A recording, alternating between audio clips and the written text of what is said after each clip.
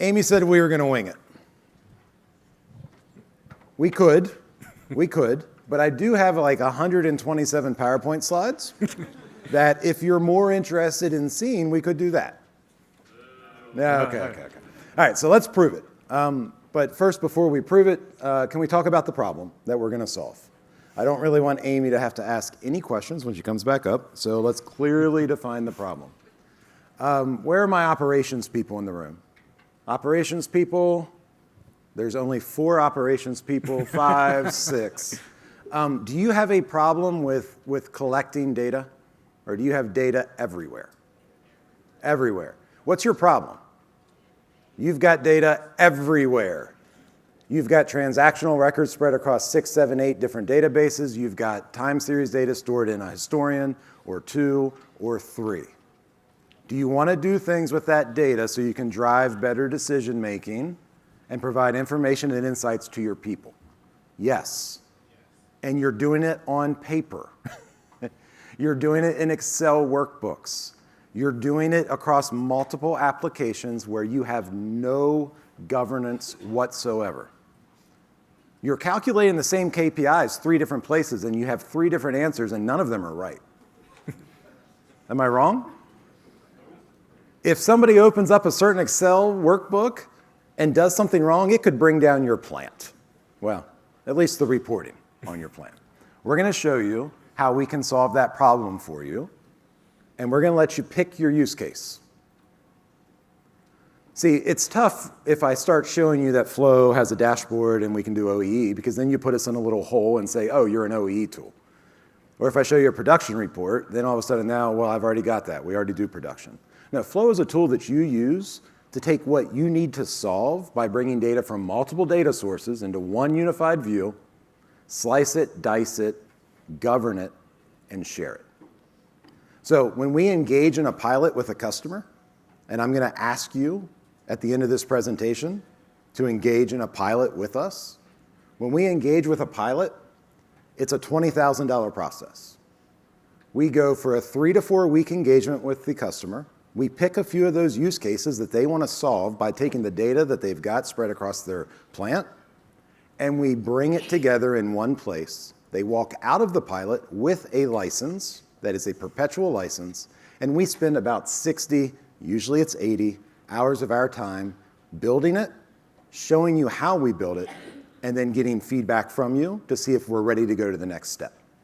So after we wing it, I'm going to throw this back up with a QR code. We're going to do 5 pilots in Q2. We've booked 1 on the first day of the show, so thank you to the show. And we've got 4 more left. So if you're ready to add some value on the plant floor without cloud necessities, we don't need the internet. We don't need to go out. We can do it right on the plant floor. Let's show you how. You ready? All right. Lenny, what use case are you going to build today? Okay, so Jeff, just before I build this use case, promise me 2 things. You're going to not interrupt me, and you're going to let me focus. All right, so let's pick production forecasting as an example. All right, so what are we going to do? Let's connect to the broker. But when I'm going to connect to the broker, I'm going to connect to the raw data that's been published to that broker. So let's connect, and let's look at the presses as an example. I've only subscribed to the topic for the presses that's giving me the unstructured raw data. So if I look at press 103 as an example, and I look at the raw data that's being pushed, I can see there's a whole bunch of machine data there. I see the actual diameter of the film that's going through the press. I can see what is the length that's been run through that piece of equipment.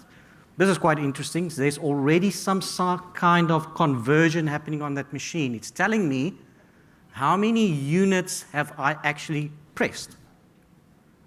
There's a big number there, I don't know, 8,639. What does that mean? I don't think we know what it means. We don't know. Why don't we know? What's missing? Yeah, it's Say just again? raw data. Contextualization. As Arlen said, contextualization can happen at the edge. It can be a simple thing as a unit of measure, or it can be a little bit more complex. All right, so we're going to add some context to that, only that one point. From all of the data that's being pushed to this MQTT broker, we're just going to focus on that one point, and we're going to add as many contexts as we can to that one point. All right. There's another piece of data that we're going to connect to, which is an MES database where all my work order information is living, all my product information is living, and let's see if we can actually stitch these two together. All right, but you better get going. I know. All right. So, 22 minutes. I'm in our environment, our engineering environment. I'm quickly going to show you guys that I am connecting to the proved UNS. So we are actually historizing all of that real-time data that's getting pushed by that machine. And I can go and now look for that counter converter tag for line 3. So let's have a look. There we go. Let's just quickly have a look at that data. Perfect. I've got the history of that data.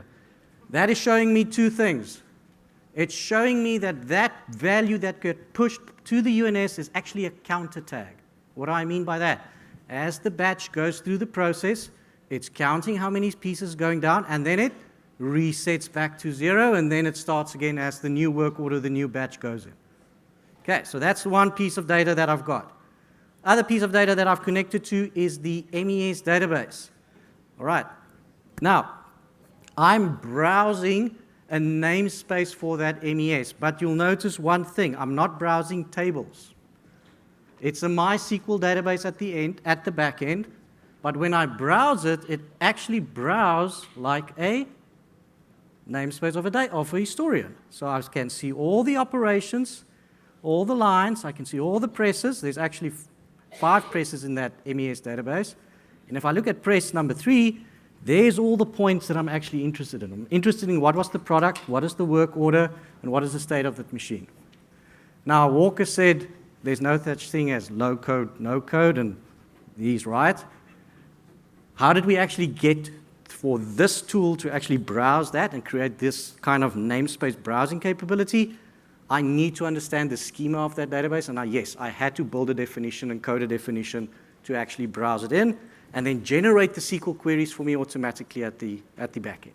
But once that's done, which is one of the things we do on our pilot, is we establish that definition file to match the schema of your database, so that now any engineer that uses this tool is literally going into your MES database, grabbing the data that they need represented like a tag, and just dragging it over and bringing it in to start modeling it. It's really that easy. From this point on, you won't see us write code, you won't see us write script. All right, so I'm picking the raw data points that I want from the MES, and I'm also picking the raw data point from the time series data. Bring that in. Let's give it a nice normalized name. So this is going to be my unit counter. And I am done working with my data sources. I'm actually going to just close it up completely. So one thing I know about my dear friend and partner, Lenny, is that he cannot talk and type. You will get 87 spelling errors if he tries to do both of these things. So I'm going to narrate as he starts to build. Do you see the column to the right of his model that has a folder at the top, a lightning bolt, and a metric? This is what we use to drag elements into our model. So folder structure is completely dynamic.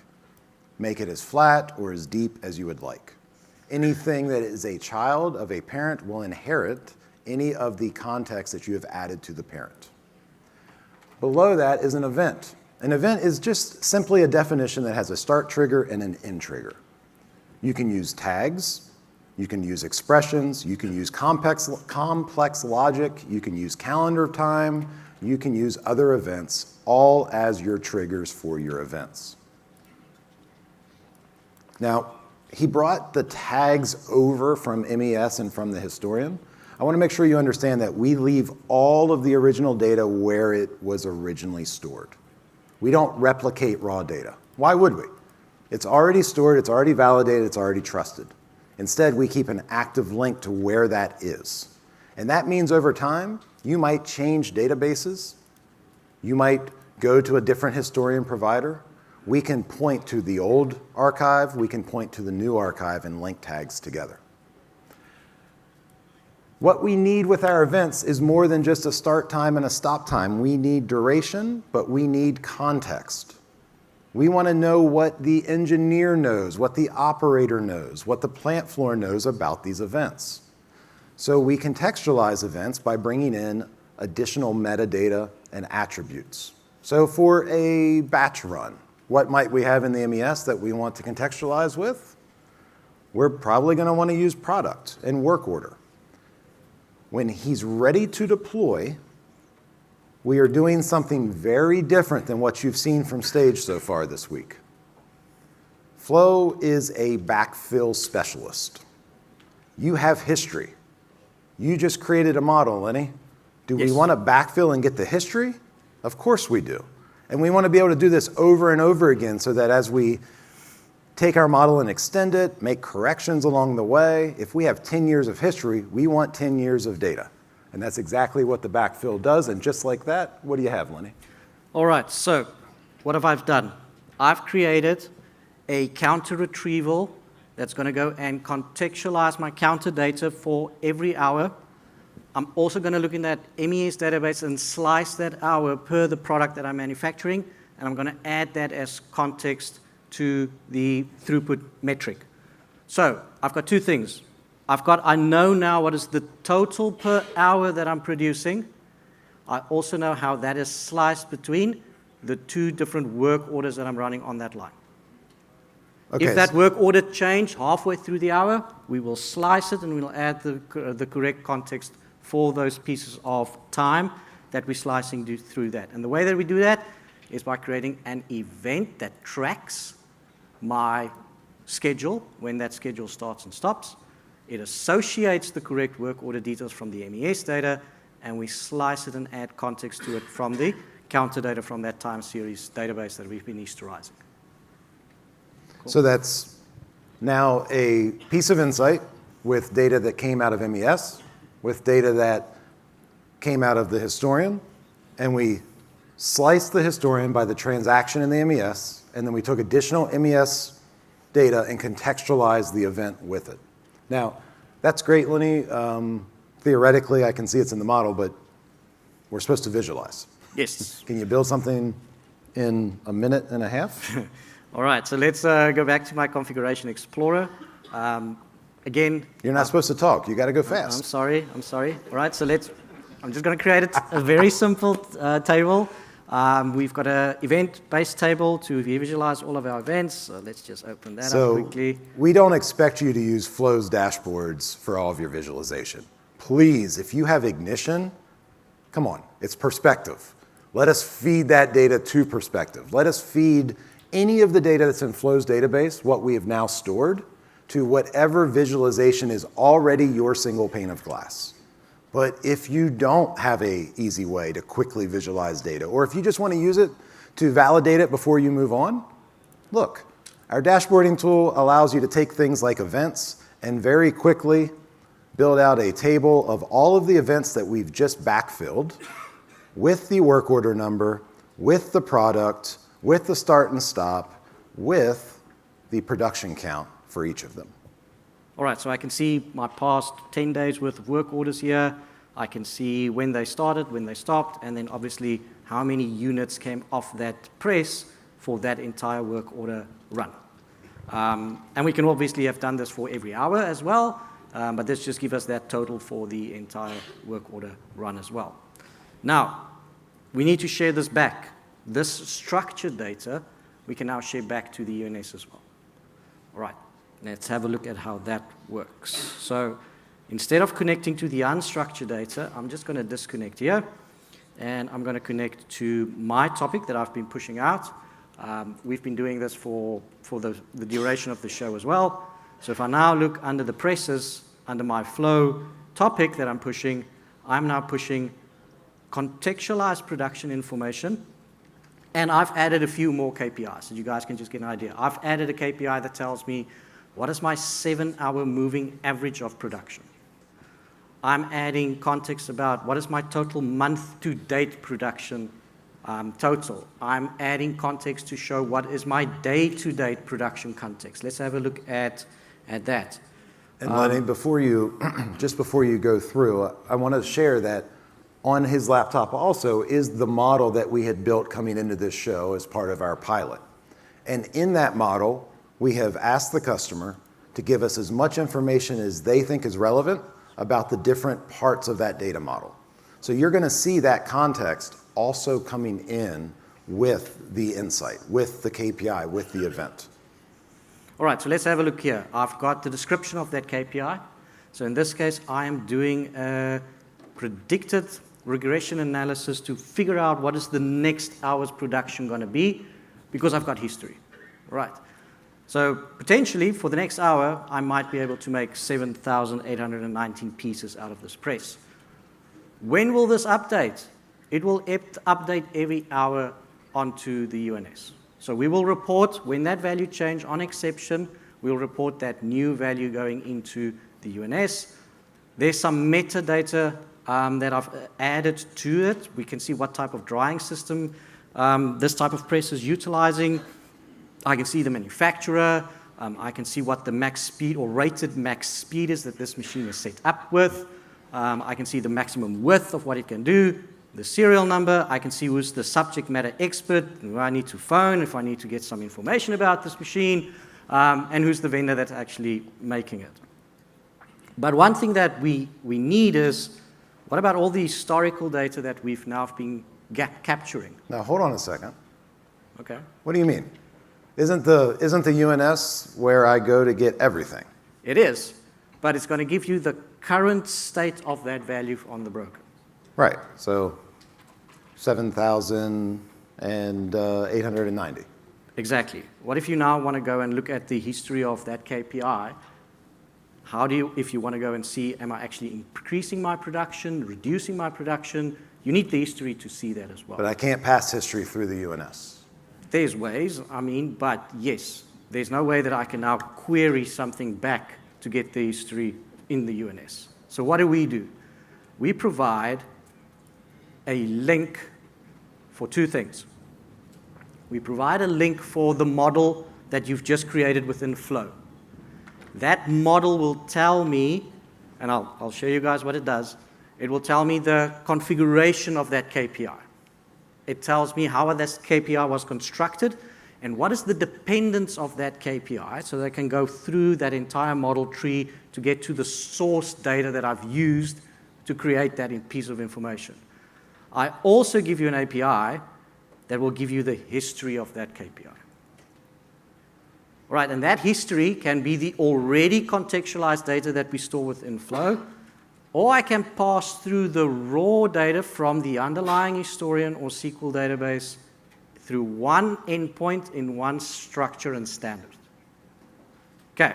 Did everybody hear that? I just want to say it again.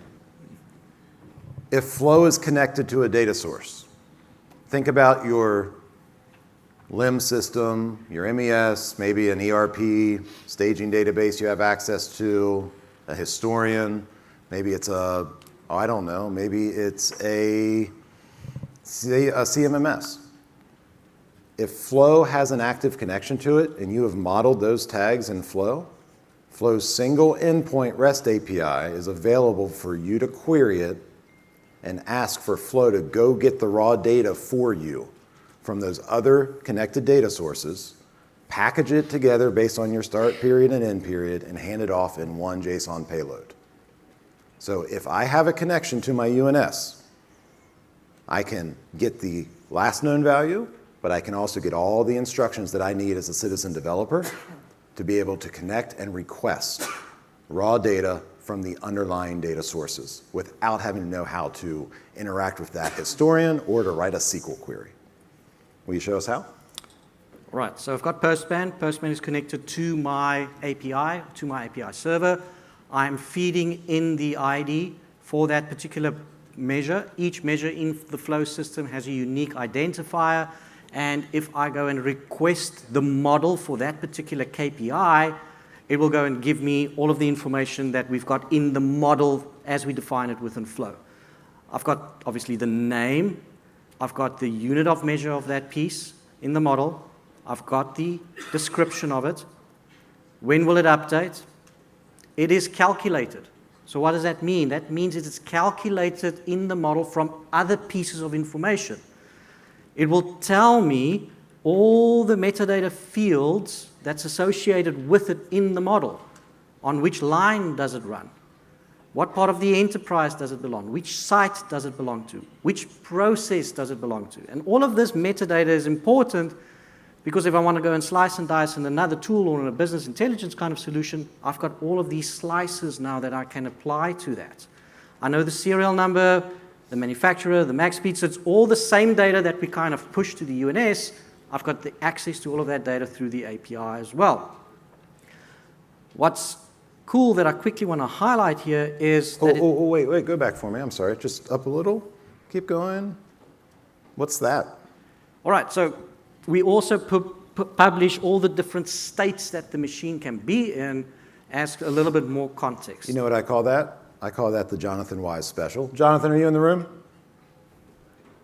Jonathan's not in the room. Jonathan posted on LinkedIn before he came. He just wanted a vendor to show up and let him know what all of the potential states are. Don't tell me it's a state of one. Tell me what else it could be. So that was for Jonathan. Okay, cool. All right. Now, part of the metadata is that we will tell you that this is the type of this KPI is a calculation. And look here, we're telling you what are we using or what is the calculation in the back end. We're using a function, a line fit regression function. We're passing in 7 points, and we're passing the past 7 points of hourly production to work it out. Where do we get it? Well, we get it from dependent number 304. Oh, that's cool. So if I go and slot in dependent 304 in here, and I execute the API, it's going to show me that, oh, yes, it's dependent on the units per hour. We give you the same information for that, or what's defined as the metadata for that KPI, and if I slowly scroll down, it will now show me that where did I get this guy from? Well, I got it from a tag. So that's the raw data. That's the raw data that we collected from either the historian or from that MES database. And guess what? If I use that ID, I can actually get that raw data. Okay. Let's do that quickly. So let's go into the tags, and let's go and ask for the raw data. And this was for, sorry about that, 295. So if I change that component there to 295, that will go and browse, do the pass-through, and give me the raw data for that tag in a structured JSON. And I've got the start, the end, the quality, the value, and the duration of that as an array of data points. And that's the same if I'm querying it from a historian as if I'm querying it from a database. This structure of how we pass the data through is all standard. Okay. Now, we have one facility here, and we focused on one point, and we created about, 10 different KPIs from that one point that we are now connected to from the UNS. What if I've got 10 facilities, and I've got 10 presses? Are you expecting me to drag all of these things by hand and build out all of these things? No, because then you're losing your governance. Because I want to be able to benchmark between all of these different presses that I have. I want to see how do they compare. Is there a press that's not performing the way that it should? So we've got the concept of templates, where I can go and templatize a press, and I can go and create all of the different KPIs that I need. So I'm creating an information model about how do I want to monitor this press. Now, I can then go and instantiate that press 3 times, or how many presses I actually have, and it will utilize the exact same calculations. Now, you're probably going to tell me, and you're going to say, that's not the real world. Where did you see 3 presses being exactly the same on a manufacturing environment? That's the problem with templates, right? Is they're great, but maybe in a greenfield application for a day and a half. Or what happens when I deploy a template and then I've got an engineer that really likes to break stuff, and they go in and they mess around with the template and they create their own measures and metrics and events. So let's have a look at the unstructured 3 presses that we have on the UNS. And Walker said he did make it difficult for the vendors, and he sure did. If we look at press number 3, this is the one that we utilized. We can see I've got this unit counter tag here. And if I look at press number 5, it's missing. It's not there. So now what? Okay. What we can do in Flow is we can say, I can go and extend, or I can actually change the actual instance of that template within my information model. The tag that I'm utilizing to build that throughput was automatically calculated from the tag, right? So I pulled it from the historian. What I can now do for press 5 is I can say, well, I'm actually not going to get that value. It's not there. So I'm going to change the way that I am retrieving the data for that piece of equipment. And the way that I do that is I can say, you know what? I'm actually not retrieved from a data source anymore. I need the operator to manually enter that data point for me. What does it allow me to do? It allows me now to get data from different places, but I'm applying the same information model and creating the same KPIs at the end of the day from that. Doesn't matter where it's coming from. So I can create a manual entered form for the operator. I can set the value 0 or null, so I'm forcing him to actually type it in, else the calculation is not going to work. And I can give him that front end for him to actually tell me at the end of the day or the end of the shift, this is the actual units that I've actually created. What I'm going to push to the UNS as a structure, you're not going to know the difference. If I go back and connect to the contents or the model that we're pushing, between press 105 and press 103, you're getting the exact same information model back. This is a really good day for me because Lenny doesn't know it, but this is the first time in 2.5 years of working with him where I realize he just made a mistake. You are going to know it. You know how you're going to know it? You want to correct your mistake? It's fine. You can. Because you could use that URL endpoint for that model, and you would be able to see when you got down to the tag level that it's not retrieved from a data source. You would be able to see that it was manually entered because that's how it would be coded. Am I right? You're right. Okay. Round of applause. I only get this once in a decade. Cool. Last thing I want to tell is that I can now even use that template for the data scientists and the guys out there is to actually mass get all of that data from the instances back. So instead of adding the ID for each and every one of my presses, I can actually go and say, you know what? I would like to get all the data for all the schedules or for all the presses that's been instantiated by this template. I want to go and get all of that data by specifying just from which template did I derive it from. So if I go and hit that from the API, I say I want to get it from template ID number 5. If I hit this on the API, instead of just giving it for me for the one press, you'll notice that I've got data for press number 3. I can see all the schedules that it's coming from the MES system. I can see when that schedule was started or scheduled to start and stop, what the schedule type. It's a manual schedule. This is the product that was supposed to be running. It's still the original version. So if someone changed that schedule, we will go and rerun it, recalculate it, tell you that there's a change that happened. But I'm getting this now for each and every press by one API call because I'm using the template to pass that information through. Awesome. So it will give me press 1, press 4, and press 5. All right, so I promised that I was going to give you, if you like what we're offering and you think it would add value to you, pull your phone out, scan the QR.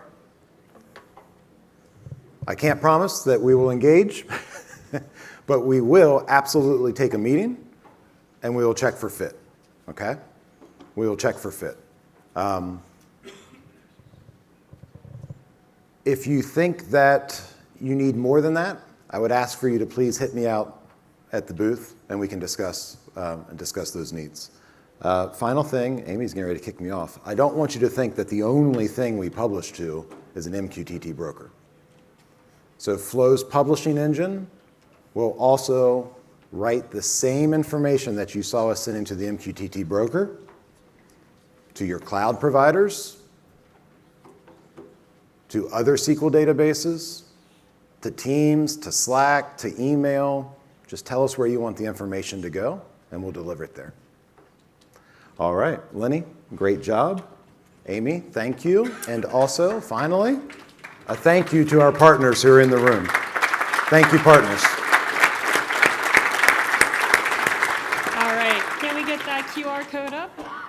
And maybe I missed it. Can you guys remind me really quick, how long did it take you to build this? How much did it cost? Yeah. So based on what you saw, if Lenny's building it, and either he or his team is who shows up to help you with the pilot or to run the pilot, Lenny, you could build what we just did in 3 days? Yes. Not what we just did, what we're publishing, the full model, 3 days. And our typical pilot is $20,000. If you wanted to go full-blown Flow, no limits whatsoever for a site, it's a subscription. It's $14,000 to $15,000 a year. Awesome, thank you. So while people are still putting in questions, we're going to ask you the question that we ask every presenter. Everything that you guys just did, let's say you couldn't use Flow software. How would you go about it, and explain why your approach is better? Yeah. So we would do it the same way that you've been struggling to do it for the last 20 years. You would build up a SQL database. You would ingest a ton of data that you had to connect and understand how to connect to those things. You're going to write a ton of code to try to normalize timestamps, to align for calculations, to look up last known values and handle boundary values. Every single time the data changes on the plant floor or gets incorrectly coded, you're going to have to go back and rerun all of that work. And then you're going to have to figure out where you're going to visualize it and how you're going to get out of the SQL database into that visualization tool. And when you're successful and do it at that one little site area or that one cell, then you got to figure out how to take that product and go do it the whole way across the plant. Don't forget backfilling the data, looking for the changes, keeping the dependency tree for all the calcs and checks. So yes, there's quite a lot in the back end happening to make that work. Yeah. All right, so these questions are a little similar, so I'll put them together. How can you compare to PyAsset Framework, and also how are you different from Seek? Yeah. May I? Yep, sure. Yeah, so if you're super familiar with PyAsset Framework, think about Flow as being asset framework completely decoupled from a PyArchive. I can do what I'm doing in asset framework, I just don't have to have a Py license everywhere. Plus, I think what you saw from Lenny is that where AF is definitely a knowledge base you really have to step into, with a little bit of training, if you have someone on your plant floor who's good with Excel, they're going to learn Flow pretty quick. It's dragging things around. Seek is a very powerful final stage analytics tool, but to my knowledge, all the work that I do in Seek kind of just lives in Seek. I've now got to govern that work in Seek, and I'm not sharing that out with every other application across my floor. All right. Oh, and it's not $190,000 a year. Awesome. That too. That too. All right, another question. So does this mean that you're actually storing your data twice? It's raw and contextualized? No. All right, so do we have a time series historian? Yes. Probably heard about Timebase as you walked past our booth. So if there's no historian in place, we will promote Timebase to get that time series data historized. If I'm connecting to an Avivo historian, I'm not duplicating that raw data within Flow nor within Timebase. It stays at source. Am I storing the contextualized data? Yes, I am. So the contextualized result of the aggregate or the KPI that we are running, we are storing that in a database. Why do we do that? Well, if you then report on it or pull it through the API, it's already contextualized and it's already stored and it's already calculated. I don't have to run the calculation again on the raw data for me to actually deliver it to the other applications. But we do not duplicate raw data from source. Yeah. Okay. Good. Well, Lenny, you seem to know a lot about historians. So can you describe when it makes sense to use a time series database versus a historian? Can we take that one at the booth? Because All right. it's a long debate, Mark. I know that's you. Where's Mark? Let's take it to the booth. All right. Let's see. What else do we got? Is the editor also for non-Windows, or is this Windows exclusive? All right, so the editor, so the tool that you saw me use to drag and drop, yes, that is a Windows thick client at this point in time. The components to execute, so the engines that lives in the back end to execute, to create the context, to pull off the magic together, that I can run in Docker. The Flow server, which is the visualization piece where I go and visualize and create my dashboarding, that can live in Docker or Linux. So pretty much all the different components of Flow to execute the model, that can be Dockerized and containerized. Unfortunately, at this point in time, the config tool is still a Windows thick client to configure. Yes. All right.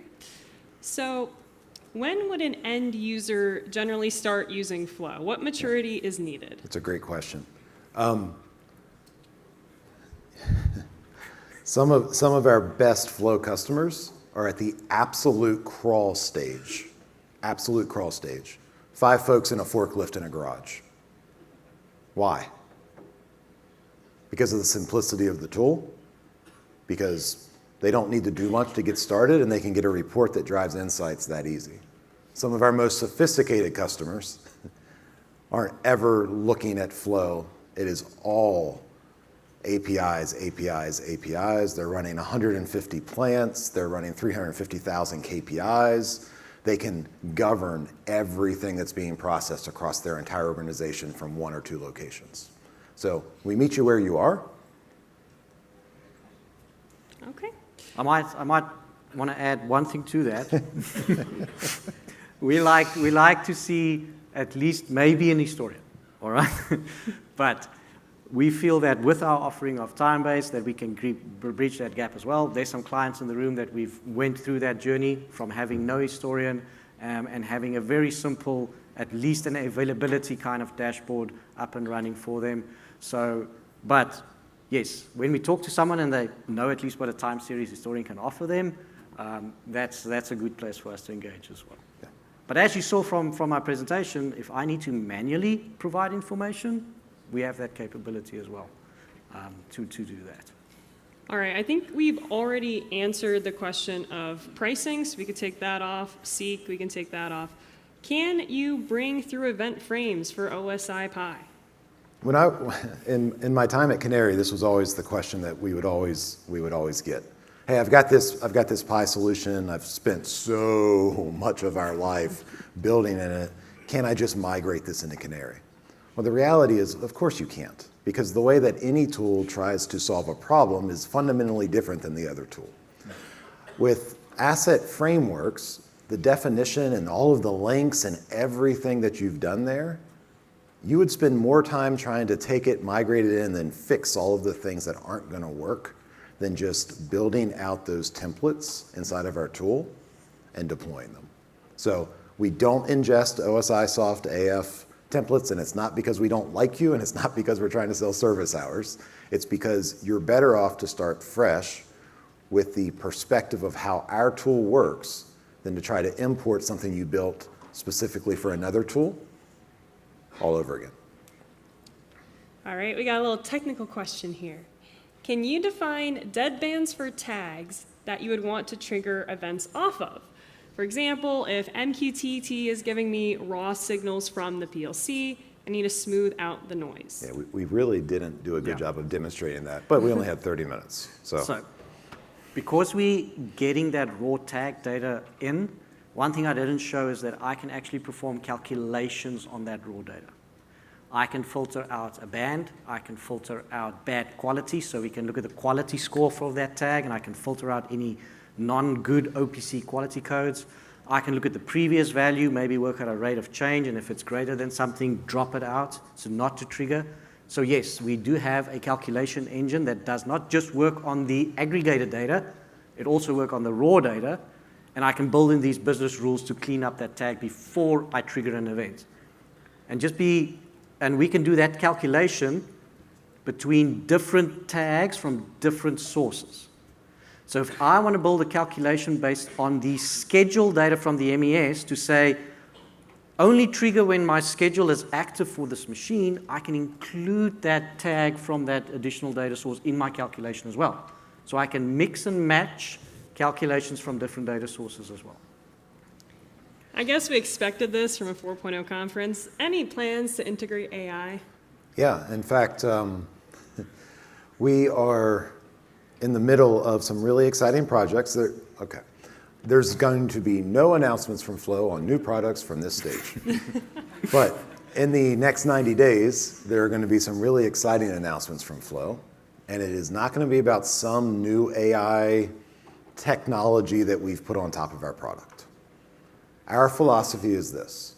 We are a plug-in architecture that is designed for you to bring best-in-class solutions that you like and tell us how to send all of the information that we have to, so that we are not holding you to our platform for things like AI and machine learning.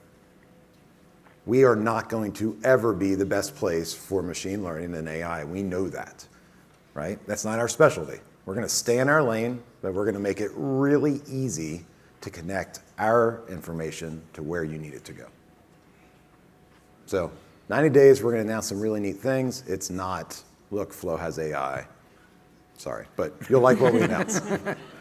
All right, well, looks like we're out of time, so if you guys want to see Jeff and Mark duke it out at the booth, I highly recommend you go there. There's no argument. I'm just saying that's a whole long breadth conversation. Hey, thank you, everybody. Thank you so much. Thank you, guys.